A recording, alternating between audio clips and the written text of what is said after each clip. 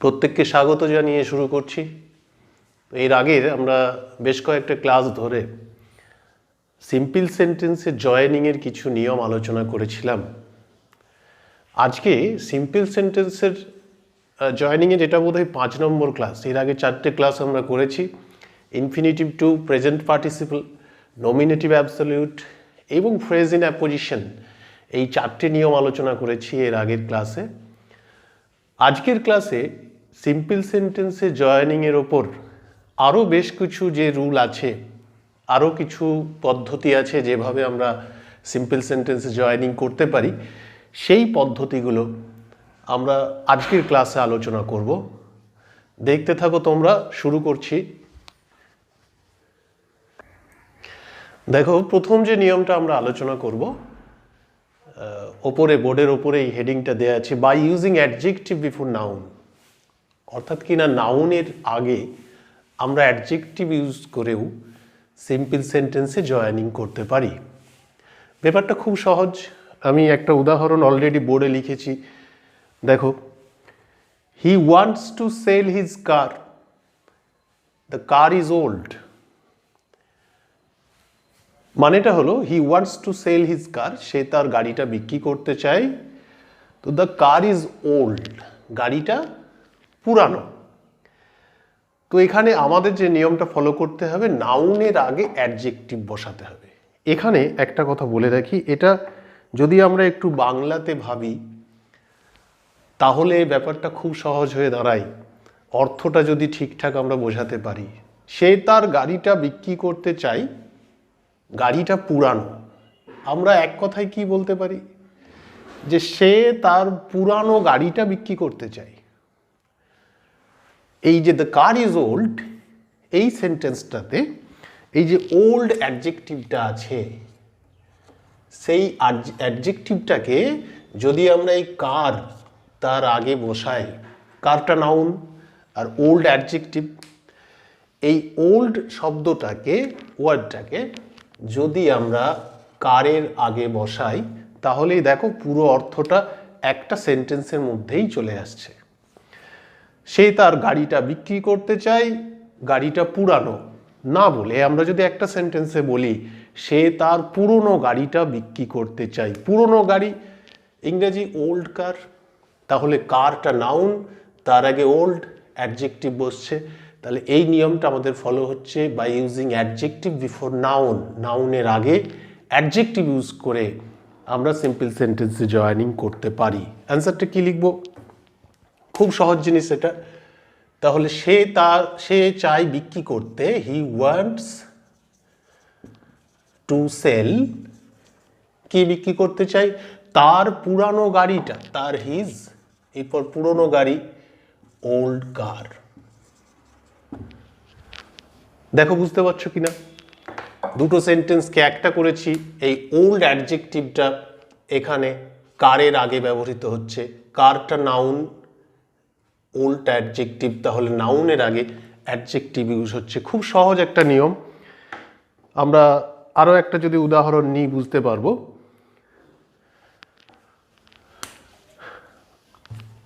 দেখো, আর একটা উদাহরণ লিখছি আমরা।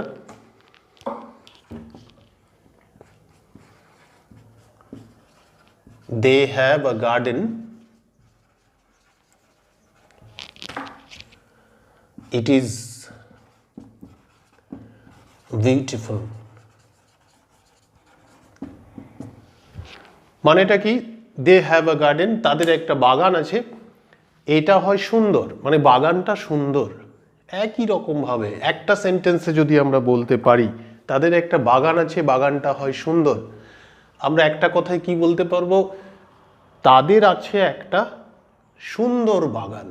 তো জাস্ট এই সেন্টেন্সের যে বিউটিফুল ওয়ার্ডটা, এটা হয় সুন্দর। এইখান থেকে এই বিউটিফুল ওয়ার্ডটা, অ্যাডজেক্টিভটা যদি আমরা গার্ডেনের আগে বসাই, গার্ডেন একটা নাউন, তার আগে যদি এই বিউটিফুল অ্যাডজেক্টিভটা বসাই, তাহলেই দেখো আমাদের বাক্যটা, সেন্টেন্সটা ক্লিয়ার হয়ে যাচ্ছে।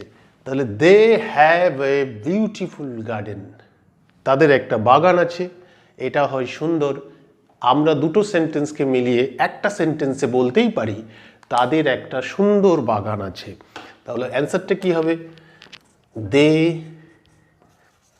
Have a beautiful garden.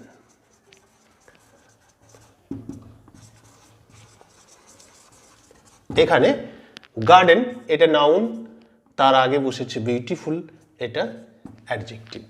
তাহলে নাউনের আগে অ্যাডজেক্টিভ বসেছে। আমরা আরেকটা উদাহরণ ট্রাই করে নিই।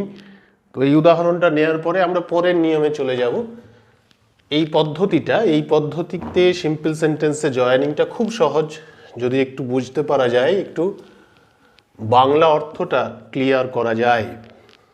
তো পরের সেন্টেন্স আমরা লিখছি 3 নম্বর। She lost her necklace.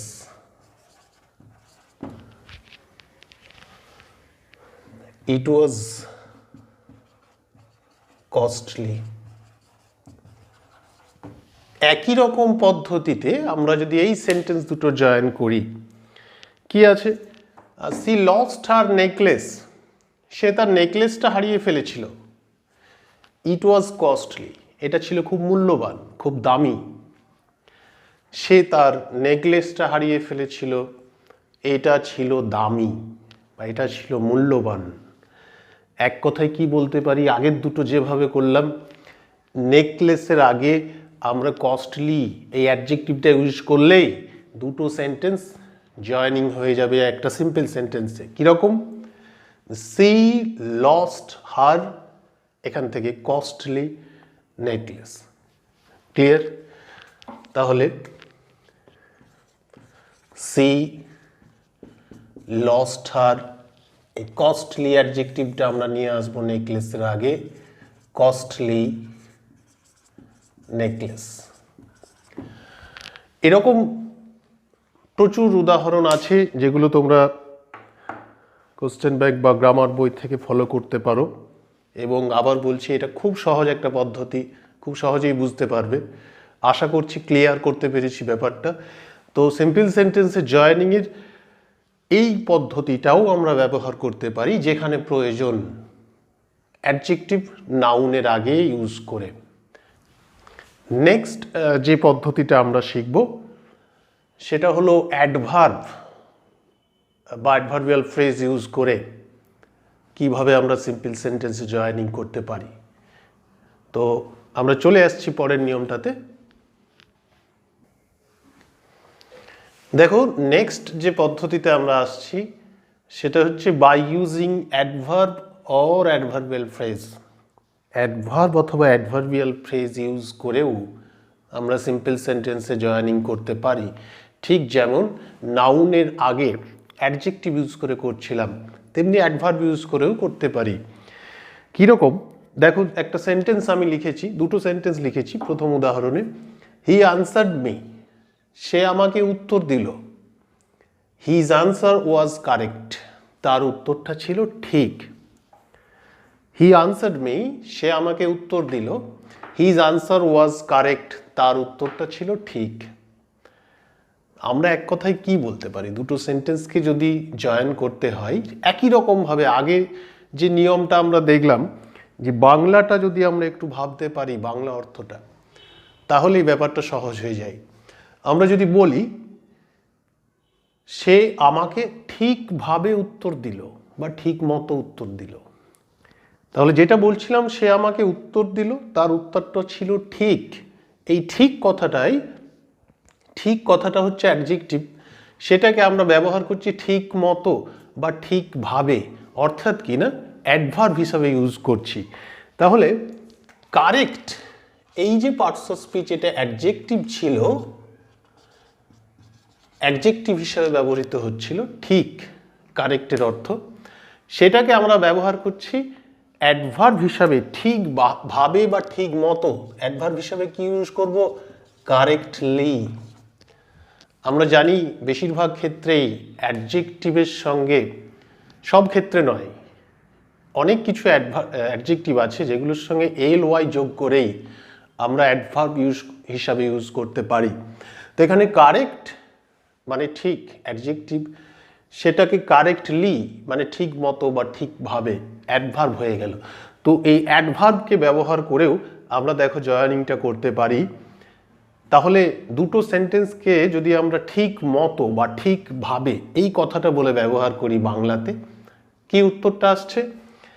সে আমাকে উত্তর দিল ঠিকভাবে, তাই না? সে ঠিক মতো আমাকে উত্তর দিল। তাহলে সে উত্তর দিল আমাকে, হি আনসার্ড মি। এরপর বাকি রইল ঠিক মতো বা ঠিকভাবে, কারেক্টলি। হয়ে গেল, উত্তরটা লিখছি। তাহলে হি answered me correctly.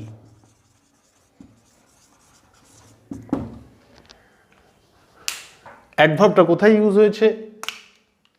এই কারেক্টলি কথাটাকে আমরা অ্যাডভার্ব হিসেবে ইউজ করছি। তাহলে হি অ্যান্সার্ড মি, সে আমাকে উত্তর দিল, হিজ আনসার ওয়াজ কারেক্ট, তার উত্তরটা ছিল ঠিক। আমরা দুটোকে একটা সেন্টেন্স করলাম, হি আনসার্ড মি কারেক্টলি, সে আমাকে ঠিক মতো উত্তর দিল। বোঝা গেল? তো আমরা আরেকটা উদাহরণ নিয়ে নিই, আশা করছি এটাও বুঝতে পারছো। 2 নম্বর আরেকটা উদাহরণ নিয়ে নিই। He will pass, say pass করবে। দিস ইজ সার্টেন, এটা নিশ্চিত। খুব সহজ জিনিস। একই রকম ভাবে যদি আমরা ভাবতে পারি, he will pass, say pass করবে, দিস ইজ সার্টেন, এটা নিশ্চিত। তার মানে এই সার্টেন এই ওয়ার্ডটা অ্যাডজেক্টিভ হিসাবে ইউজ হয়েছে, এটাকে যদি আমরা অ্যাডভার্ব হিসাবে ইউজ করি, নিশ্চিত মানে সার্টেন অ্যাডজেক্টিভ ইউজ হয়েছে, তাহলে অ্যাডভার্ব হিসাবে সার্টেনলি, নিশ্চিতভাবে। তাহলে এটাকে আমরা অ্যাডজেক্টিভ হিসাবে ইউজ করলে হয় সার্টেনলি, এটা অ্যাডজেক্টিভ, এটা অ্যাডভার্ব, তাহলে এটাকে অ্যাডভার্ব হিসেবে ইউজ করলে হয় সার্টেনলি। তাহলে নিশ্চিতভাবে, দেখো এরপর দুটো সেন্টেন্সকে এক করো, সে পাস করবে নিশ্চিতভাবে। আমরা দিস ইজ সার্টেন এটা আলাদা সেন্টেন্সে করা আছে, এটা হয় নিশ্চিত, সেটা আমরা না বলে এই পুরো সেন্টেন্সটাকে আমরা না ইউজ করে শুধুমাত্র এই অ্যাডজেক্টিভটাকে যদি অ্যাডভার্ব করে দিই, তাহলে এই সেন্টেন্সটার আর দরকার হচ্ছে না। তাহলে এই অ্যাডভার্বটা আমরা এই সেন্টেন্সের সঙ্গে ইউজ করতে পারবো। কি হবে? তাহলে হি উইল পাস, সরি, তারপর নিশ্চিতভাবে সার্টেনলি।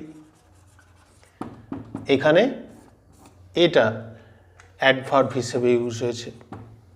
বা আমরা বলতে পারতাম, এটাকে যদি আগে দিতাম, সার্টেনলি হি উইল পাস, নিশ্চিতভাবে সে পাস করবে। বোঝা গেল? আমরা আরেকটা উদাহরণ একটু দেখে নিই।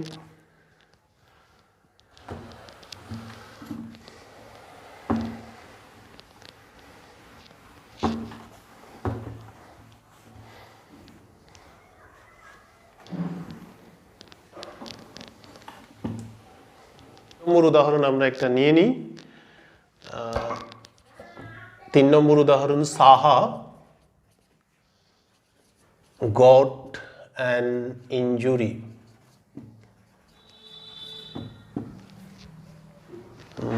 ইট ওয়াজ unfortunate.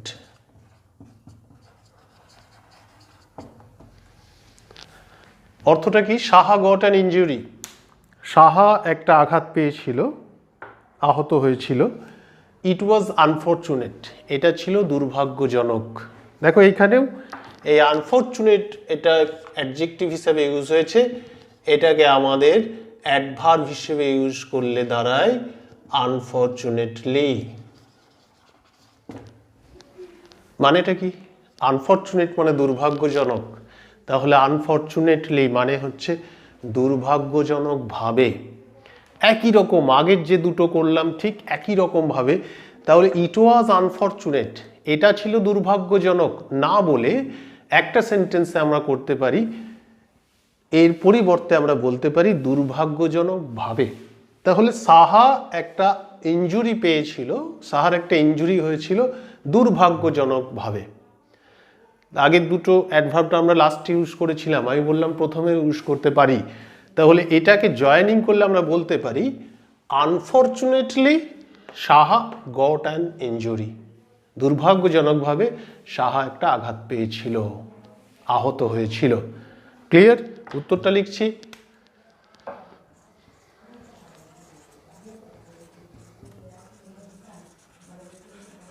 Unfortunately Saha got an injury. Unfortunately দুর্ভাগ্যজনকভাবে সাহা আহত হয়েছিল। এখানে আনফর্চুনেটলি এইটা অ্যাডভার্ব হিসেবে ইউজ হচ্ছে। তাহলে কারেক্টলি, শিওরলি, সার্টেনলি, আনফর্চুনেটলি, ফুলিশলি, এই রকম করে আমরা অ্যাডভার্ব ইউজ করেও এই জয়েনিং করতে পারি সিম্পল সেন্টেন্সে। তাহলে দুটো নিয়ম আজকে আমরা শিখলাম, একটা হচ্ছে অ্যাডজেক্টিভ ইউজ করে এবং একটা অ্যাডভার্ব ইউজ করে।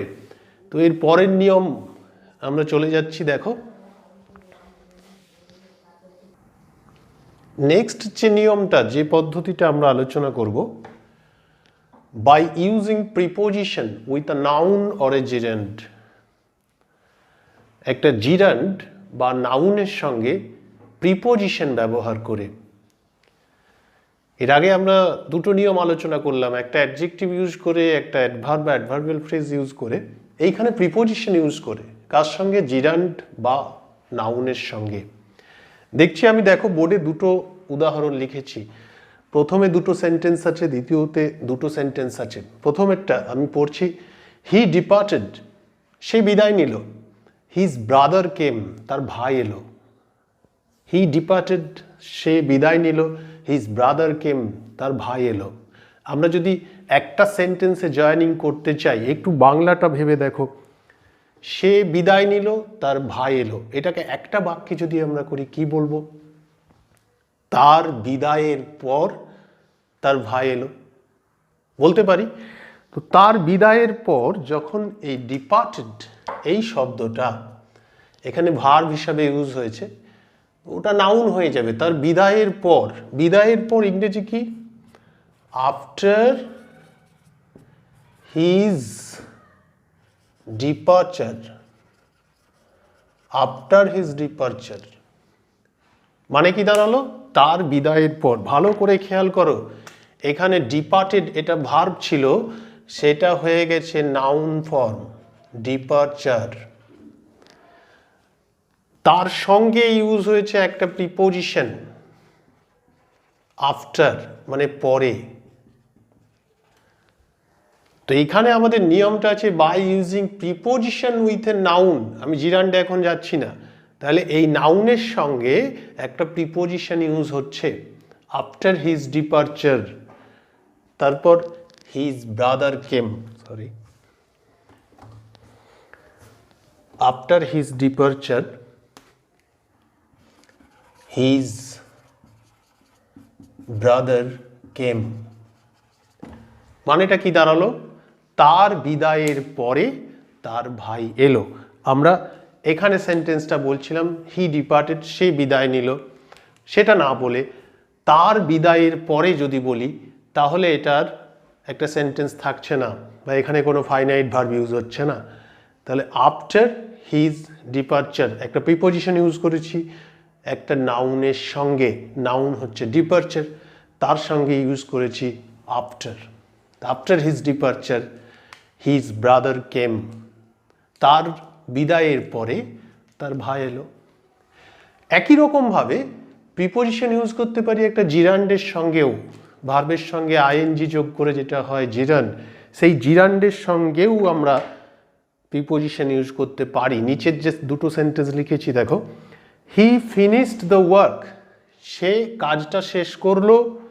হি গট আ রিওয়ার্ড, সে একটা পুরস্কার পেল। সেই কাজটা শেষ করলো, সে একটা পুরস্কার পেল। এটাকে জয়েন করতে গেলে আমরা কি বলতে পারি? না, কাজটা শেষ করার পর সে একটা পুরস্কার পেল। এই পরে, আফটার ইউজ করছি, দেখো একটা প্রিপোজিশন। তাহলে কাজটা শেষ করার পরে ইংরেজি কি হবে? না, আফটার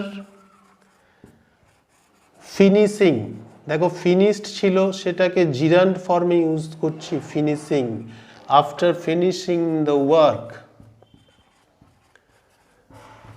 বাকি রইল he got a reward, he got a reward. বোঝা গেল? এখানে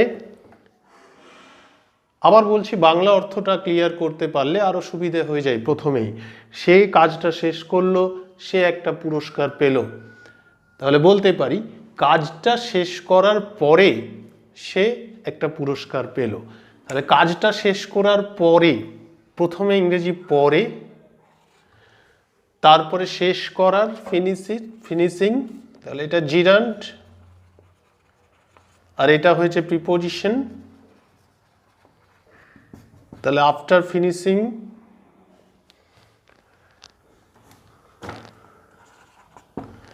আফটার ফিনিশিং শেষ করার পরে কিটা, দ্য ওয়ার্ক, কাজটা শেষ করার পরে হি গট রিওয়ার্ড, সে একটা পুরস্কার পেল।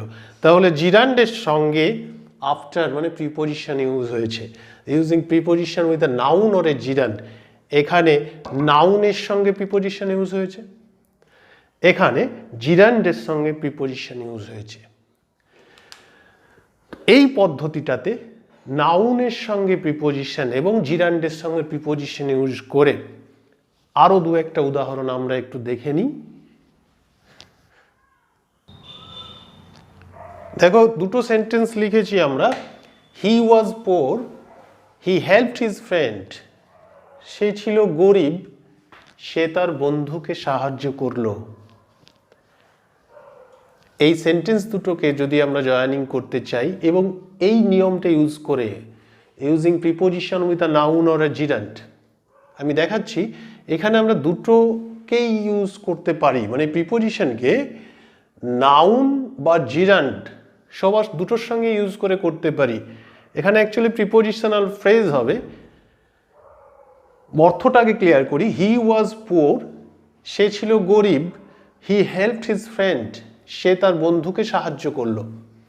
দেখো এখানে দুটো সেন্টেন্সের মধ্যে একটা কন্ট্রাস্ট আসছে, মানে বৈপরীত্য আসছে, যেটা হওয়া উচিত নয় সেটাই হচ্ছে। কিরকম? সে ছিল গরিব কিন্তু সে তার বন্ধুকে সাহায্য করলো, মানে সে গরিব হলেও তার বন্ধুকে সাহায্য করলো। সাধারণত যেটা হয় না, গরিব হলে সাহায্য করতে পারে না, কিন্তু গরিব হওয়া সত্ত্বেও সে তার বন্ধুকে সাহায্য করলো। ব্যাপারটা একটা কন্ট্রাস্ট দাঁড়াচ্ছে, দুটো ধারণার মধ্যে একটা বৈপরীত্য আছে। এটা হলে যেটা হওয়া যায় না সেটাই হচ্ছে। সেজন্য এখানে আমরা একটা প্রিপোজিশনাল ফ্রেজ ইউজ করব, সেটা হচ্ছে in spite of. In spite of একটা প্রিপোজিশনাল ফ্রেজ, যার অর্থ হলো সত্ত্বেও, সত্ত্বেও। তার মানে তাহলে ইন স্পাইট অফ কথাটার অর্থ সত্ত্বেও, তাহলে আমরা বাংলায় এটা ইউজ করে বলতে পারি সে গরিব হওয়া সত্ত্বেও সে তার বন্ধুকে সাহায্য করলো। এটাও যেমন বলতে পারি, বা এই পুয়ারটাকে আবার, আচ্ছা আমি ওটা পরে আসছি, আগে এটা করে নিই। তাহলে সে গরিব হওয়া সত্ত্বেও, ইংরেজি কি? In spite of being poor, মানে হলো সে গরিব হওয়া সত্ত্বেও কি করলো সে? হি হেল্পড হিজ ফ্রেন্ড, সে তার বন্ধুকে সাহায্য করলো। অবশ্যই ফিনান্সিয়াল হেল্প, অনেক রকমভাবেই সাহায্য করা যায়, কিন্তু গরিব হয়ে যখন ফিনান্সিয়াল হেল্প করে সেটা একটা বৈপরীত্য দাঁড়ায়। তো you must get it as financial help. যাই হোক, তাহলে in spite of being poor, এখানে আমরা একটা কমা দিতে পারি। In spite of being poor, গরিব হওয়া সত্ত্বেও, হি হেল্পড হিজ ফ্রেন্ড, সে তার বন্ধুকে সাহায্য করলো। এখানে তাহলে বিইং, এই যে বি ভার্ব ওয়াজ ছিল সেটা জিরান্ড ফর্ম হয়েছে এখানে বিইং, আর অবশ্যই ইন স্পাইট অফ এটা একটা প্রিপোজিশনাল ফ্রেজ, প্রিপোজিশনাল ফ্রেজ।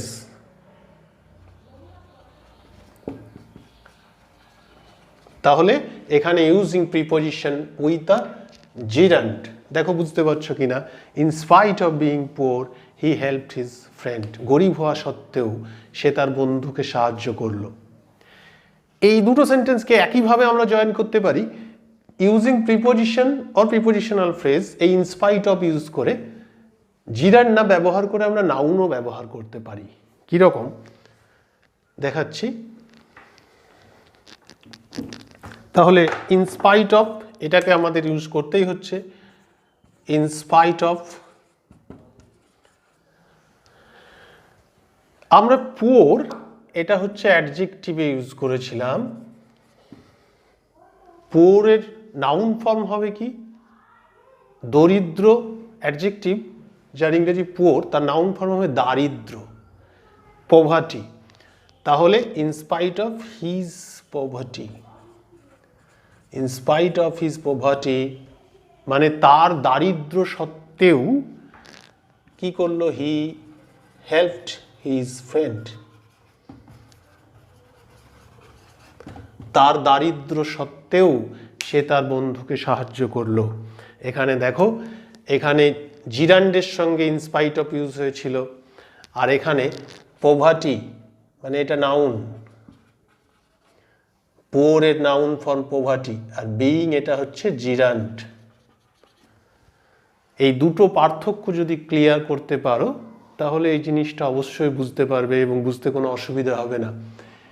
এইরকম সেন্টেন্স, হি ওয়াজ পুয়ার, হি হেল্পড হিজ ফ্রেন্ড, এরকম কন্ট্রাস্টিং দুটো সেন্টেন্সকে জয়েনিং করতে অনেক সময়ই পড়ে মাধ্যমিক লেভেলেও। তো এটাতেই আমরা অ্যাডভার্বিয়াল ক্লজ দিয়ে যখন কমপ্লেক্স সেন্টেন্সে জয়েন করব সেখানেও এরকম কিছু সেন্টেন্স পাবো। তো সেখানে আমরা বুঝে যাব কমপ্লেক্স থেকে সিম্পল করতে গেলে বা সিম্পল থেকে কমপ্লেক্স করতে গেলেও এই নিয়মগুলো আমাদের কাজে লাগবে। একটু ভালো করে দেখে রাখো। তাহলে এখানে ইন স্পাইট অফ দুটোতেই আমরা পাচ্ছি, যার মানে হলো সত্ত্বেও, প্রিপোজিশনাল ফ্রেজ। তো প্রিপোজিশন ইউজ করছি এখানে জিরান্ডের সঙ্গে একবার, in spite of being poor, গরিব হওয়া সত্ত্বেও, সেটাকেই আমরা প্রিপোজিশন ইউজ করছি নাউনের সঙ্গে, in spite of his poverty, তার দারিদ্র সত্ত্বেও। তাহলে in spite of his poverty he helped his friend, এখানে নাউনের সঙ্গে প্রিপোজিশন ফ্রেজ ইউজ হয়েছে, এখানে জিরান্ডের সঙ্গে প্রিপোজিশনাল ফ্রেজ ইউজ হয়েছে। ক্লিয়ার? তো আমরা আরেকটা উদাহরণ দেখে নিই।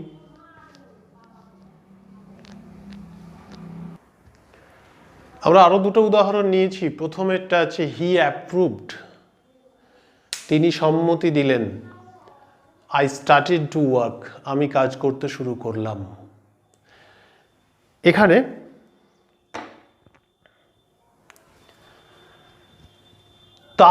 তিনি সম্মতি দিলেন, আমি কাজ শুরু করলাম। তাহলে আমি বলতে পারি তার সম্মতির পরে আমি কাজ শুরু করলাম, বলতেই পারি।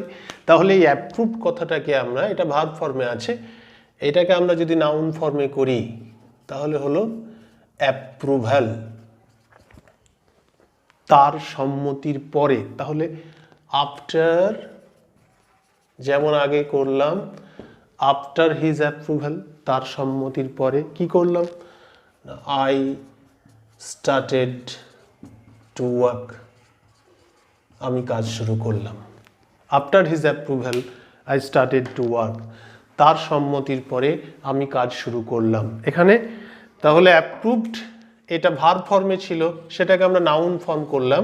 অ্যাপ্রুভাল এটা নাউন, তার নাউনের সঙ্গে কি ইউজ হয়েছে? আফটার, প্রিপোজিশন ইউজ করেছি। তাহলে এখানে প্রিপোজিশনটা ইউজ হয়েছে নাউনের সঙ্গে। ক্লিয়ার? তারপরের একটা যে উদাহরণ নিয়েছি, এখানে আমরা প্রিপোজিশনটা কিভাবে ইউজ করব দেখো। সি হার্ড দ্য নিউজ, সে খবরটা শুনলো। সি ফেন্টেড, সে মূর্ছা গেল। তাহলে আমরা বলতে পারি খবরটা শুনে সে মূর্ছা গেল। এটা আমরা প্রেজেন্ট পার্টিসিপেলেও কিন্তু ইউজ করতে পারি, প্রেজেন্ট পার্টিসিপেলেও ইউজ করতে পারি, যে খবরটা শুনিয়া সে মূর্ছা গেল। হিয়ারিং দ্য নিউজ সি ফেন্টেড, পারি, আমরা এটা আগে শিখেছি। একই রকমভাবে প্রিপোজিশনের পরেও জিরান্ড ব্যবহার করতে পারি, যেমন একই রকম মানেটা হবে অন হিয়ারিং দ্য নিউজ, খবরটা শোনার পর বা শোনার সঙ্গে সি ফেন্টেড, খবরটা শোনার সঙ্গে সঙ্গেই সে মূর্ছা পড়ল। এখানে অন ইউজ হয়েছে প্রিপোজিশন হিসাবে, কার সঙ্গে? হিয়ারিং, এটা জিরান্ড হিসাবে ইউজ হয়েছে। তাহলে জিরান্ডের সঙ্গে preposition, on hearing the news she fainted. আশা করছি সিম্পল সেন্টেন্সে আজকের যে 3টে পদ্ধতি আলোচনা করলাম সেগুলো ক্লিয়ার করতে পেরেছি। আবার বলবো, বাড়িতে তোমরা প্রচুর প্র্যাকটিস করো, তাহলেই আরও ভালো বুঝতে পারবে ব্যাপারটা। তো এর সঙ্গেই সিম্পল সেন্টেন্সে জয়েনিংয়ে যে পদ্ধতিগুলো আলোচনা করা যায় বা বেশিরভাগ ক্ষেত্রে আলোচনা করলে ভালো হয়, সেই সমস্তগুলো আমরা আলোচনা করলাম বেশ কয়েকটা ক্লাস ধরে। Infinitive to, present participle, nominative absolute, phrase in apposition, এবং আজকে কখনো প্রিপোজিশন ব্যবহার করে, অ্যাডজেক্টিভ ব্যবহার করে, অ্যাডভার্ব ব্যবহার করে আমরা সিম্পল সেন্টেন্সের জয়েনিং কিভাবে করা যায় টোটাল একটা ধারণা আমরা পেলাম। তো সিম্পল সেন্টেন্সের জয়েনিং এই ক্লাসটার সঙ্গেই আমরা শেষ করলাম। আশা করছি সিম্পল সেন্টেন্সে জয়েনিং করতে আর তোমাদের কোনো অসুবিধা হবে না। আমরা জয়েনিংয়ের পরের ক্লাস চলে যাব কমপ্লেক্স সেন্টেন্সে জয়েনিং। সেখানেও অ্যাডজেক্টিভ ক্লজ বা রিলেটিভ ক্লজ, অ্যাডভার্বিয়াল ক্লজ এবং নমিনাল ক্লজ বা নাউন ক্লজ, এই 3টে নিয়ম আমরা আলোচনা করব। তোমরা এই চ্যানেল ফলো করতে থাকো এবং সবাই ভালো থেকো, সুস্থ থেকো। Till then, good bye.